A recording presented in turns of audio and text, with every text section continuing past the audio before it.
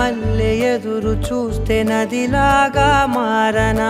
చైత్ర మల్లె నువ్వు పూస్తే చిగురాకే అవ్వనా నన్నే వరించే యువరాజును అంట నీ